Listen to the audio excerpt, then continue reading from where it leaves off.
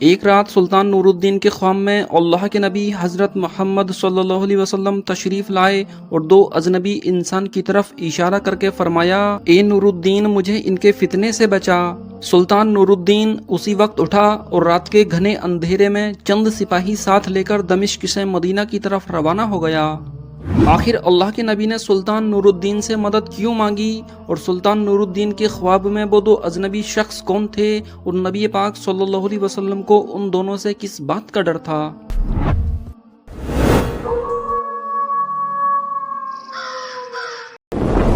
سلطان نور الدین جنگی 17 سوال سن 511 ہجری میں پیدا ہوئے۔ وہ بڑے ہی نیک اور عبادت گزار شخص تھے۔ اپنے والد امام الدین جنگی کے بعد ملک شام کے بادشاہ بنے۔ اپنی حکومت کے دور میں انہوں نے ملک شام کے بڑے بڑے شہروں میں تمام مدرسے تعمیر کرائے۔ سلطان نور الدین علماء اور اہل دین کی بہت تعظیم کیا کرتے تھے، صدقہ اور خیرات بھی خوب کیا کرتے تھے۔ وہ بڑے امانت دار اور قناعت شیار تھے۔ ابن اسیر میں ہے کہ سلطان نور الدین پوری رات عبادت الہی میں گزار دیا کرتے، راتوں میں نمازیں ادا کرتے، قرآن کی تلاوت کرتے اور دن میں جنگ جہاد کیا کرتے تھے۔ تاریخ میں انہیں الملک العادل سلطان نور الدین محمود جنگی کے نام سے یاد کیا جاتا ہے۔ ان کی سب سے بڑی آرزو بیت المقدس کو فتح کرنا تھی، لیکن ان کی یہ تمنا پوری نہ ہو سکی اور سن 561 ہجری میں ان کا انتقال ہو گیا۔ لیکن ان کے سپہ سالار صلاح الدین ایوبی نے سن 583 ہجری میں بیت المقدس کو فتح کر لیا تھا۔ ابن اسیر لکھتے ہیں کہ خلفائے راشدین اور عمر ابن عبد العزیز کے بعد نور الدین سے بہتر سیرت اور ان سے زیادہ عادل انسان میری نظر سے نہیں گزرا۔ دوستو، سلطان نور الدین نے اپنی زندگی میں تمام فتوحات حاصل کی، لیکن آج کا واقعہ سلطان نور الدین کی زندگی کا سب سے بڑا واقعہ ہے۔ ہوا یوں کہ ایک مرتبہ سلطان نور الدین کو خواب میں حضور صلی اللہ علیہ وسلم کی زیارت ہوئی۔ حضور صلی اللہ علیہ وسلم نے دو شخص کی طرف اشارہ کیا اور فرمایا، اے نور الدین مجھے ان کے شر سے بچا۔ سلطان نور الدین اسی وقت اٹھے، فوراً وضو کیا اور نماز نفل ادا کر کے سو گئے۔ پھر دوسری رات نبی پاک صلی اللہ علیہ وسلم سلطان نور الدین کے خواب میں تشریف لائے اور انہی دو شخص کی طرف اشارہ کر کے فرمایا، اے نور الدین مجھے ان کے شر سے بچا۔ سلطان نور الدین پھر اٹھے، وضو کیا، نماز نفل ادا کی اور پھر سے سو گئے۔ اسی طرح جب تیسری رات انہوں نے پھر وہی خواب دیکھا تو سلطان نور الدین بے چین ہو گئے۔ اب سلطان نور الدین سمجھ گئے کہ ضرور مدینہ منورہ میں کوئی واقعہ پیش آیا ہے جس کے باعث آقائے دو جہاں صلی اللہ علیہ وسلم نے مجھے طلب فرمایا ہے۔ اب سلطان کو سکون کہاں تھا، دل بے قرار ہو گیا، آنکھوں سے نیند غائب ہو گئی، رات کا کچھ حصہ ابھی باقی تھا۔ انہوں نے فوراً چند ساتھی اور سپاہی لے کر دمشق سے مدینہ جانے کا ارادہ فرمایا۔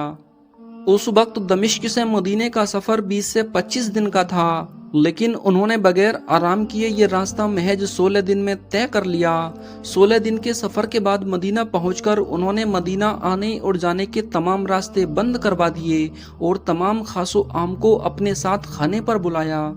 پورے مدینے میں منادی کر دی کہ اہل مدینہ پر آج درہم اور دینار کی بارش ہوگی۔ ہر چھوٹا بڑا اس خبر کو سنتے ہی بارگاہ سلطانی کی طرف دوڑ پڑا۔ سلطان نے خزانے کا منہ کھول دیا، ہر شخص باری باری سے انعام و اکرام سے مالا مال ہو کر رخصت ہوتا رہا۔ اسی طرح سارا شہر سلطان کی نظر سے گزر گیا، مگر وہ موذی نظر نہ آئے جو خواب میں دکھائے گئے تھے، کہ جن کا حلیہ پتھر کی لکیر کی طرح سلطان کے دل و دماغ پر نقش ہو چکا تھا۔ آخر سلطان نے روضہ رسول کے بعد خدام سے دریافت کیا کہ کوئی ایسا شخص باقی تو نہیں رہا جو انعام لینے سے باقی رہ گیا ہو۔ لوگوں نے عرض کیا کہ باقی تو سب لوگ حاضر ہو چکے ہیں، فقط دو خدا رسید بزرگ نہیں آئے جو مغربی زائر ہیں اور جو روضہ رسول کے قریب ایک مکان میں رہتے ہیں، جو عرصہ دراز سے مدینہ میں مقیم ہیں۔ وہ تمام دن عبادت کرتے ہیں اور شام کو جنت البقیع میں لوگوں کو پانی پلاتے ہیں۔ اتنی بات سن کر سلطان نے ان سے ملنے کی خواہش ظاہر کی۔ کچھ دیر کے بعد دو آدمی سلطان کے پاس لائے گئے۔ سلطان نے آنکھ اٹھا کر دیکھا اور ایک نظر میں ہی پہچان لیا کہ یہ وہی دو شخص ہیں جن کی طرف حضور صلی اللہ علیہ وسلم نے خواب میں اشارہ فرمایا تھا۔ सुल्तान ने उनसे पूछा, तुम दोनों कहाँ रहते हो? वो कहने लगे कि रोजाए रसूल के मगरिब की जानिब मस्जिद की दीवार से बना हुआ एक बिराना सा मकान है, हम उसी में रहते हैं। सुल्तान ने उन दोनों को वहीं छोड़ा और खुद सीधा उस मकान की तरफ चल दिया। मकान में दाखिल होकर उसने हर तरफ मुतजस्सिसाना निगाह डाली। मकान का सामान मुख्तसर था, मगर जिस कदर था जवाने हाल से मकीनों के ज़ुहदो तकबा की शहादत दे रहा था। ताक पर कुरान मजीद रखा हुआ था, उसके अलावा कुछ और किताबें भी थीं। एक कोने में फ़कीरों और मिस्कीनों में तकसीम करने की गर्ज से गल्ले का एक ढेर लगा हुआ था। फर्श पर एक बहुत बड़ी चटाई बिछी हुई थी, इसमें से कोई भी चीज बजाय खुद काबिले एतराज न थी। सुल्तान हैरान और परेशान था कि अब क्या करे। एकदम सुल्तान को चटाई के नीचे का फर्श लरसता हुआ महसूस हुआ। उसने फौरन चटाई को हटाया तो देखा वहां एक सुरंग थी। पास ही एक गड्ढा था जिसमें खुदी हुई मिट्टी भर दी जाती थी, और जब रात होती तो वो दोनों नकबजन इस मिट्टी को थैलों में भरकर बकिया के मैदान में डाल आते थे। सुल्तान ने अपने सिपाहियों को सुरंग में उतरने का हुक्म दिया। वो सुरंग में दाखिल हुए और वापस आकर बताया कि ये सुरंग नबी पाक सल्लल्लाहु अलैहि वसल्लम की कब्र मुबारक की तरफ जाती है। इतनी बात सुनकर सुल्तान के चेहरे पर गेजो गजब की कैफियत तारी हो गई।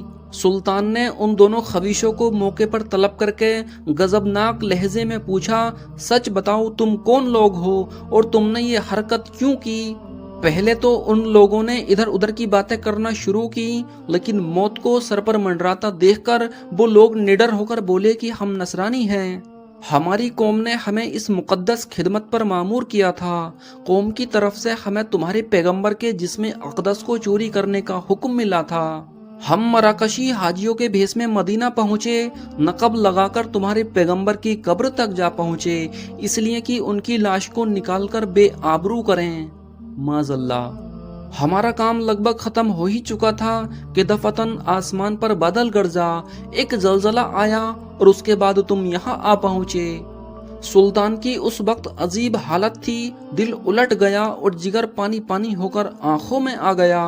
सुल्तान नूरुद्दीन इतना रोए कि दाढ़ी आंसुओं से तर हो गई।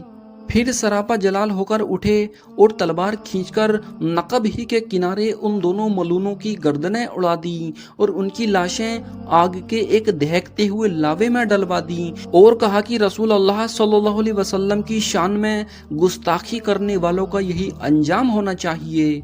इस नापाक साजिश के बाद जरूरी था कि ऐसी तमाम साजिशों का हमेशा के लिए खात्मा किया जाए।